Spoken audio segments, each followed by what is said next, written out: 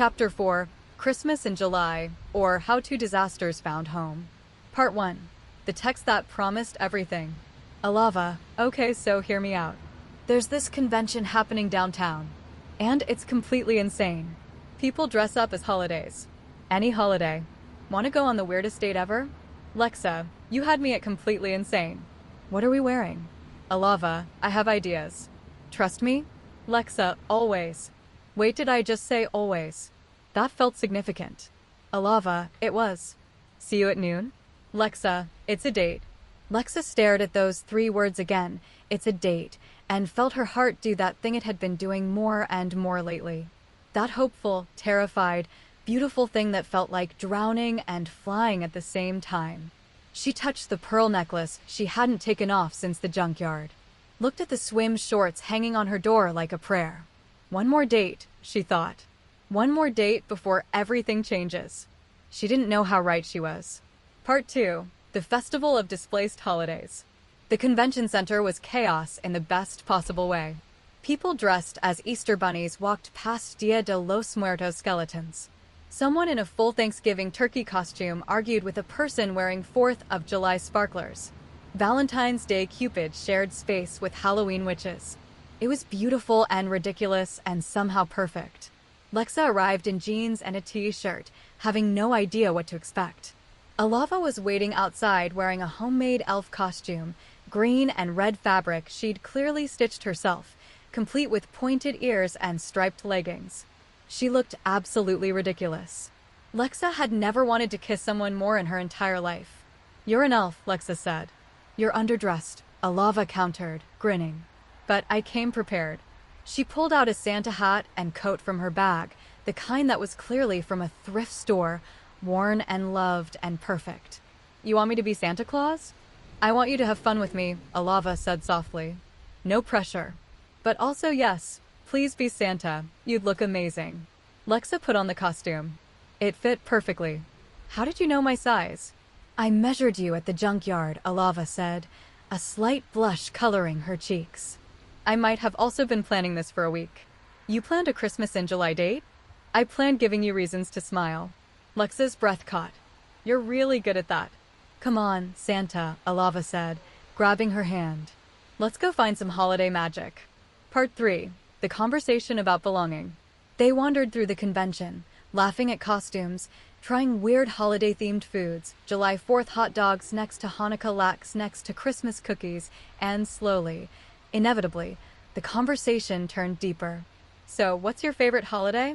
Alava asked, biting into a pumpkin spice funnel cake that had no business being served in July. Lexa considered this carefully.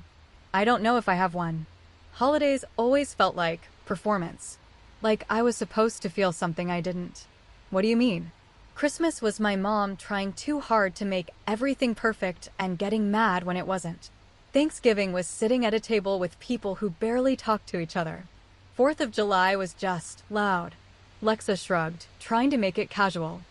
"Holidays felt like another test I was failing." Alava's hand found hers, squeezed gently. "That's heartbreaking. What about you?" "Thanksgiving," Alava said immediately, her eyes brightening. "When I was in foster care, there was this one family, the Johnsons. They kept me for 3 years, which was a record. And every Thanksgiving, the house would be packed. Like 20 people. Cousins, neighbors, friends who had nowhere else to go. And Mr. Johnson, my foster dad, but really my dad, he'd make this massive spread, and everyone would eat too much and laugh too loud, and it was chaotic and messy and perfect." "That sounds beautiful." It was. Alava's voice went soft. "That's what I want to build. That feeling of home. A table so full you have to add extensions. So many people that love spills over into every corner. A family that's chosen, intentional, impossible to break because there are so many connections holding it together." Lexa felt something twist in her chest. "A constellation." "A constellation," Alava agreed. They walked in silence for a moment, passing a booth where people were making holiday cards for every season. "Lexa." Alava's voice was hesitant. "When we make this family, when the constellation comes together, we're going to have the most legendary Thanksgiving you've ever experienced. I promise. When we make this family." The words hit Lexa like a wave. She stopped walking. Lexa. Alava turned back, concern flooding her face. What's wrong? You said we, Lexa said, her voice barely steady. You said when we make this family. I did, Alava said carefully. But I don't know if I can be part of that. The words tumbled out before Lexa could stop them. I don't know if I can share you with 7 or 8 other people. I don't know if I can sit at a table with 20 people and not feel like I'm drowning. I don't know if I can watch you love others the way I... She stopped. Alava's eyes were wide, waiting. I don't want to be forgotten, Alava, Lexa said, and her voice cracked on the admission. I know you mean well. I know your dream is beautiful. But I need to know I matter. I need to be seen. I need to be everything to someone. She couldn't say it. It felt selfish. It felt wrong. I need to be the main focus, she forced out. Otherwise, who the hell even am I? Just another person at your table? Just another star in your constellation? What if I get lost in the crowd? What if you build this beautiful family and I'm just there? Tears were streaming down her face now, and she couldn't stop them.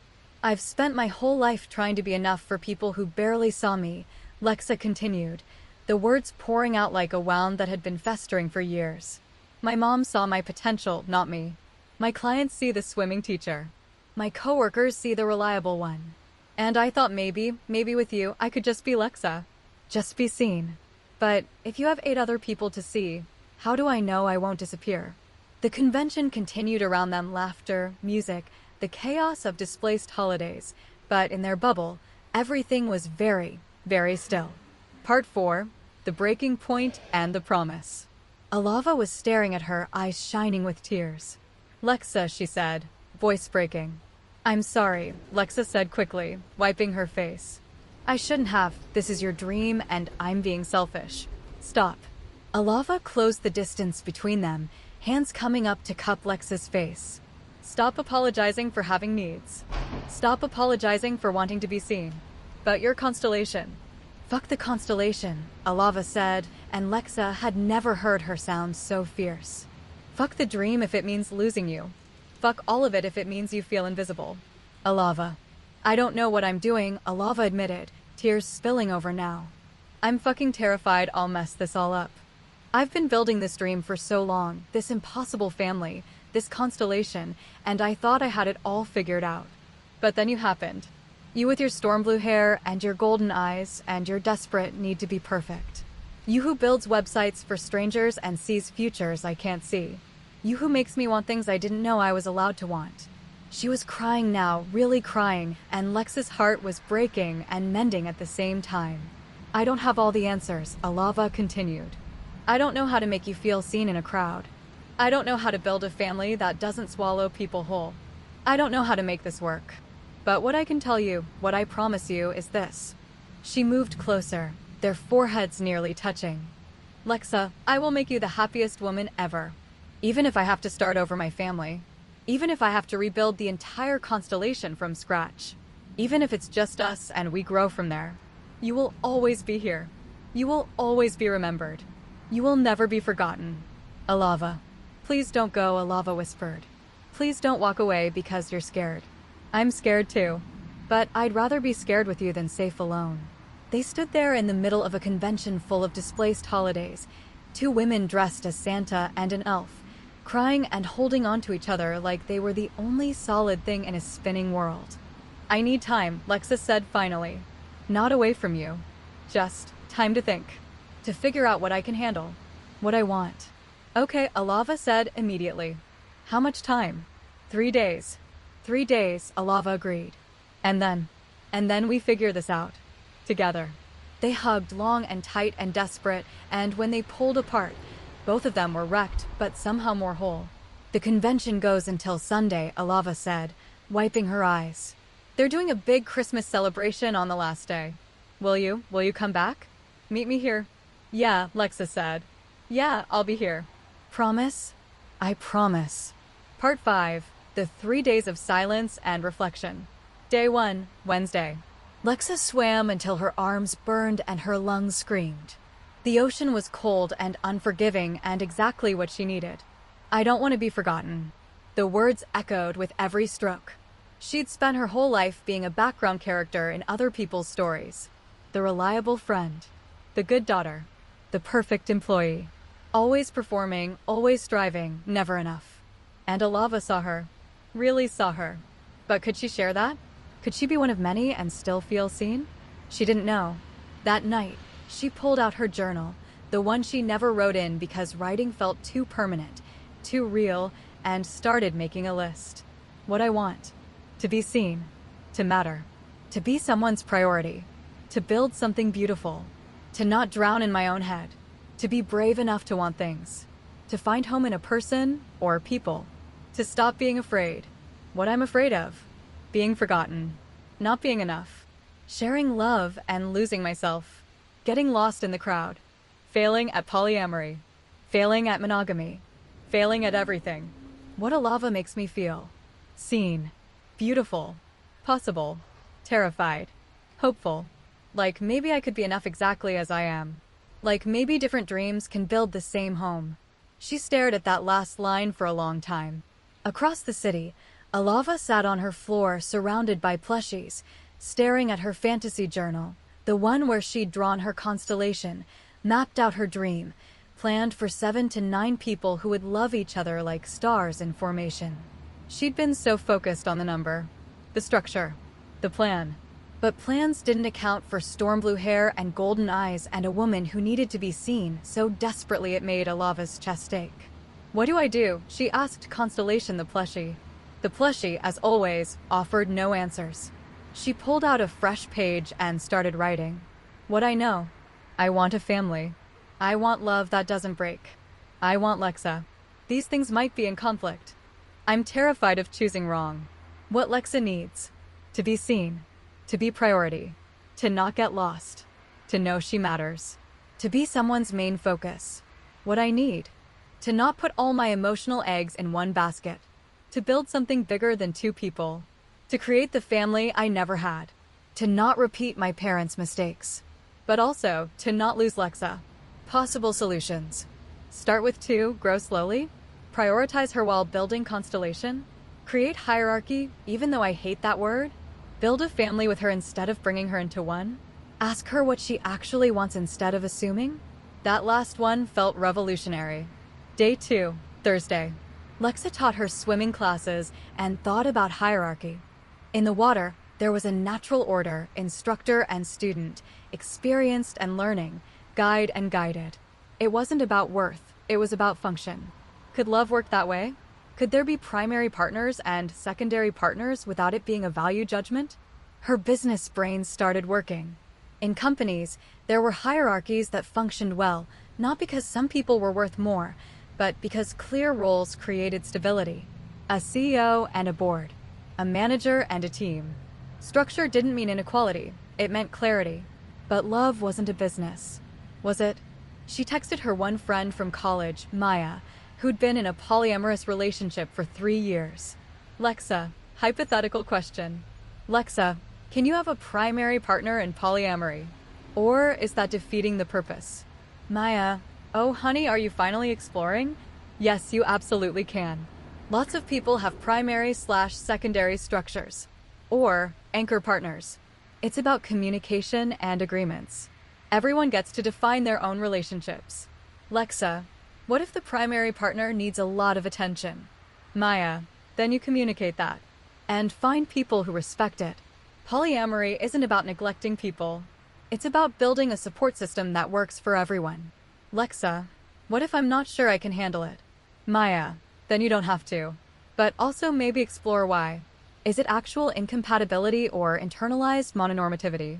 Lexa stared at that word, mononormativity. The assumption that monogamy was the only valid way to love. She'd never questioned it before. Alava worked a cleaning job and thought about Thanksgiving tables. Mr. Johnson's table had been full, yes. 20 people, chaos, laughter. But she remembered something else now, at the end of the night. After everyone left, it was just her and Mr. and Mrs. Johnson. And Mrs. Johnson would make them hot chocolate, and they'd sit together in the quiet, just the 3 of them. The big family was beautiful. But the small, quiet moment was where she'd felt most seen. Maybe, she thought, the constellation doesn't have to be everything all the time. Maybe it could be layers. A core of people who knew each other deeply, and a wider circle of chosen family who added richness without demanding constant intimacy. Maybe Lexa could be the core. And maybe that was okay. Day 3, Friday. Lexa went to the beach at dawn and floated on her back, staring at the sky. What do I actually want? Not what society told her to want. Not what made sense. Not what was safe. What did her heart want if she was brave enough to listen? She wanted a lava. That much was clear. She wanted to feel seen, prioritized, chosen. But did that mean a lava couldn't love others too? She thought about her grandmother, the one who'd given her the pearl wisdom. She'd had a best friend for 40 years. A husband she adored. Children, grandchildren, a community. Her love had been distributed, and it hadn't made any of them less important. But romantic love is different, her brain argued. Is it? Her heart countered. She didn't have answers. But she had questions, and questions were a start. Alava went to the junkyard and built something new. Not a sculpture. Not art for selling. A small metal heart with 2 chambers, one slightly larger than the other, but both essential, both beautiful, connected by copper wire that looked like constellations. For you, she told the absent Lexa. For us. For whatever we're building. Part 6. Christmas in July, reprise. Sunday arrived with perfect LA weather, sunny, warm, completely wrong for Christmas, but somehow exactly right. Lexa stood outside the convention center at 11:55 a.m., wearing the Santa costume again, holding the swim shorts Alava had made like a talisman. Alava appeared at noon exactly, elf costume perfectly in place, carrying a small wrapped box. They stared at each other for a long moment. Hi, Lexa said. Hi, Alava replied. I have thoughts. Me too. Can we table them for now? Lexa asked. Just enjoy today, and then tonight we talk for real. Alava nodded, relief flooding her face. Yeah, yes. Let's just be us for a little while. Okay. They smiled, nervous, hopeful, terrified, and walked into the convention together. Part 7. The Magic of Christmas in July. The final day of the convention was pure holiday chaos, and somehow it was exactly what they both needed. They sang along to Christmas music blasting from speakers, Mariah Carey and Bing Crosby and That Wham. Song everyone pretended to hate but secretly loved. Lexa's voice was surprisingly good. Alava's was enthusiastically terrible. They ate too much, gingerbread cookies shaped like summer items, flip-flops, suns, beach balls, candy canes dipped in chocolate, hot chocolate that was way too hot for July, but tasted like nostalgia anyway. They found a booth where people were building gingerbread houses, and Alava's eyes lit up like she'd found buried treasure. We're doing this, she declared. I've never built one before, Lexa admitted. Alava stopped dead. What? I've never built a gingerbread house. How is that possible? My mom didn't do messy activities, Lexa said with air quotes. Too much potential for imperfection. Alava grabbed her hand. Then we're fixing that right now. They sat at a table covered in icing, candy, and graham crackers. Alava started building immediately, confident, chaotic, creative. Her house was lopsided and covered in too much frosting and absolutely beautiful. Lexa approached hers methodically, measuring, planning, executing with precision. Her house was tall, structured, architectural. They're perfect, Alava said, looking at both structures.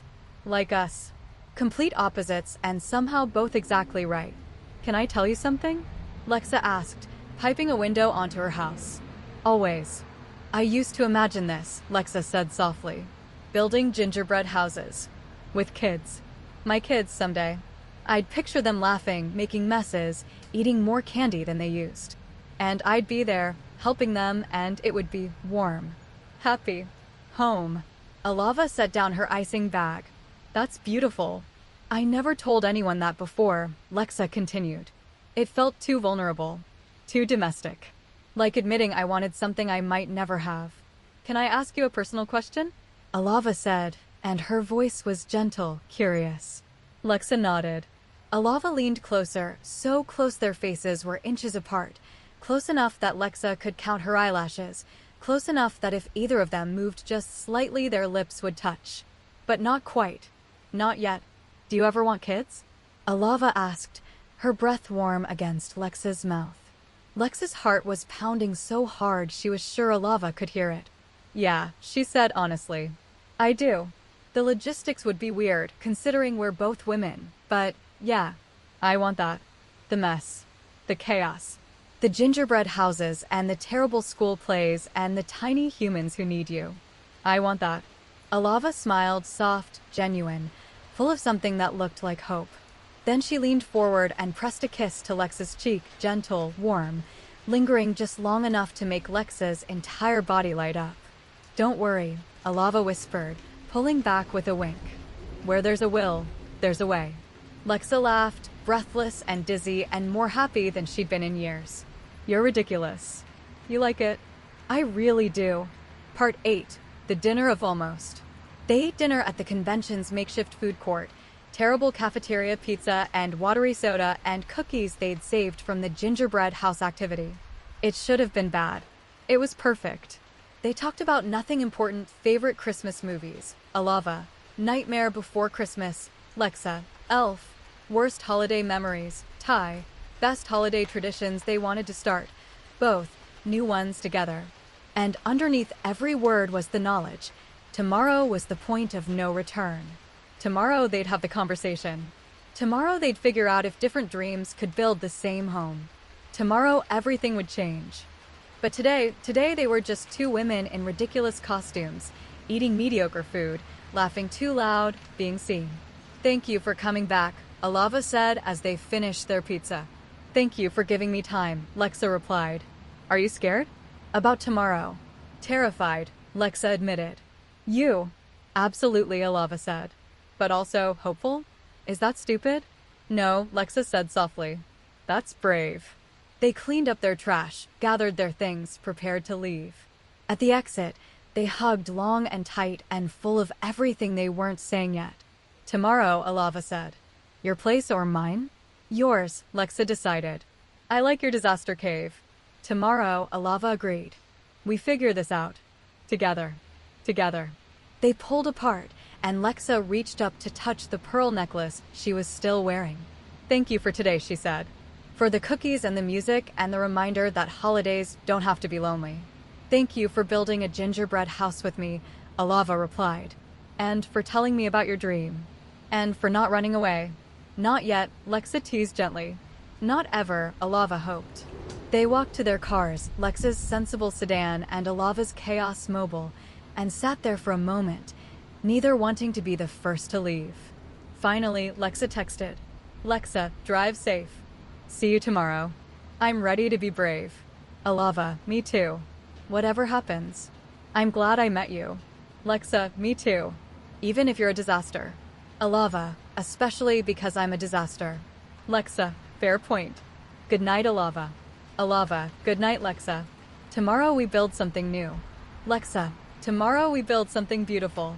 Part 9. The Parallel Preparations. That night, Lexa couldn't sleep. She lay in bed wearing the swim shorts Alava had made, touching the pearls around her neck, thinking about gingerbread houses and constellations, and the impossible distance between wanting one person and wanting many. She pulled out her phone and opened her notes app, staring at the list she'd made 3 days ago. Then she added one more line. What I know now, love doesn't have to look like what I imagined. Being seen doesn't require being the only one. Different dreams might be able to share the same foundation. I want to try. I'm terrified. But I want to try anyway. Because Alava makes me believe in beautiful, impossible things. And maybe I can be one of them.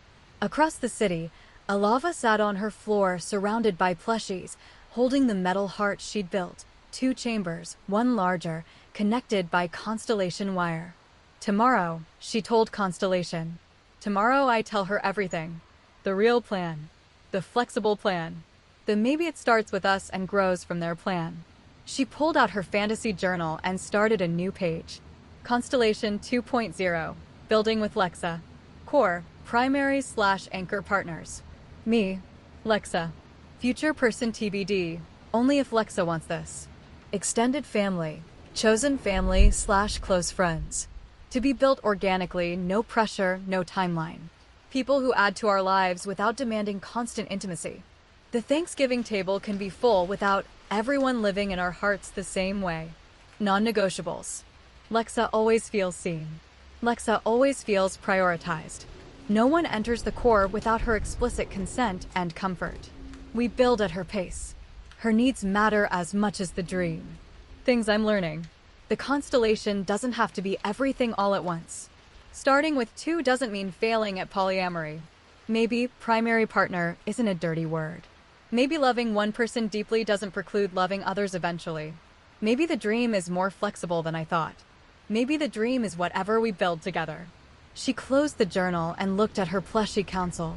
I'm going to tell her I love her, she whispered. Tomorrow. I'm going to say it out loud. The plushies, as always, were supportive in their silence. Part 10. The Promise of Tomorrow. Sunday night turned into Monday morning. Both women lay awake in their separate apartments, thinking about the conversation to come. Neither of them knew how it would go. Both of them knew it mattered. At 2 a.m., Lexa texted. Lexa, are you awake? Alava, yes. Can't sleep. Lexa, me neither. I'm nervous. Alava, me too. Lexa, but good nervous? Alava, yeah. Like jumping off a cliff nervous. Alava, but knowing you can fly. Lexa, that's either beautiful or concerning. Alava, definitely both. Lexa, Alava? Alava, yeah. Lexa, whatever happens tomorrow. Thank you for seeing me. Alava, thank you for letting me. Lexa? Lexa, yeah. Alava, I'm really glad we're doing this. The scary thing. Alava, together. Lexa, me too. See you at 6? Alava, 6 p.m. Bring your brave face. Lexa, bringing my whole disaster heart. Alava, perfect. That's exactly what I want. They put their phones down, stared at their ceilings, thought about tomorrow, the conversation, the confession, the point of no return. And somehow, despite the terror, despite the uncertainty, despite everything, they both smiled. Because tomorrow, they were going to be brave. Tomorrow, they were going to build something new.